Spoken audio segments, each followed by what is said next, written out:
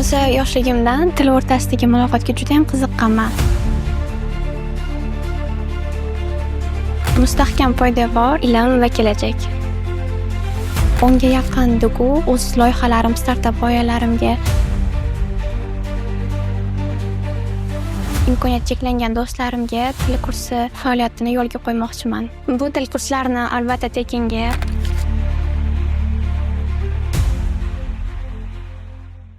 Assalomu alaykum. Meni ismim Robiya. Iqtisodiyot fakulteti tarjima nazariyasi va amaliyoti ingliz tili yo'nalishida 3-bosqich talabasiman. O'zi yoshligimdan til o'rtasidagi muloqotga juda ham qiziqqanman va uyimizni ziyoratgohga yaqin joy bo'lgani uchun turistlar ko'p tashrif buyurishardi va ular bilan muloqot qilish jarayonida shu tarjimonlik sohasiga qiziqish ortib borurdi. Vaqt o'tgan sari maktabni bitirib, transport universitetida shu yo'nalish ochilganligini eshitib topshirganman. 3 so'z bilan ta'riflaydigan bo'lsam, mustahkam poydevor, ilm va kelajak. Avvalambor birinchi semestr oxirida fanlarimizni a'lo bahoga bitirib, ilmiy rahbarim shu taklif bergandida, men o'zi Navoiy stipendiyalarini chiqaraman, san ham harakat qilib ko'r, ishtiyoqing bor, qiziqishing bor, sani ko'ryapman, san olishingni bilyapman, sezyapman dedilar. Bir qator tanlovlarda yil talabasi, kitobxon talabalarda o'z mutaxassisligim bo'yicha birinchi o'rinni egalladim. Ilmiy ishlarimga to'xtaladigan bo'lsak, 50 dan oshiq ilmiy izlanish qilganman. 30 dan oshiq xalqaro miqyosdagi maqolalar, 20 ga yaqin respublika hamda mahalliy jurnallarda maqolalarim chop etildi. Bundan tashqari 10 ga yaqin Dugu o'z loyihalarim, startap g'oyalarimga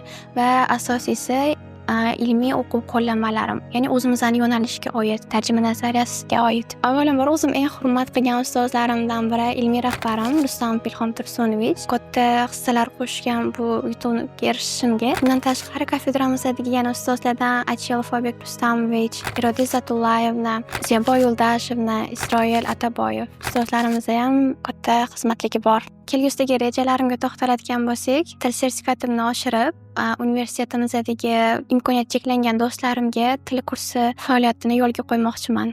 Bu til kurslarini albatta tekinga o'z do'stlarimga ulashmoqchiman, bilimlarimni bo'lishmoqchiman va albatta bu malaka oshirish uchun ham juda yaxshi poydevor bo'ladi deb o'ylayman.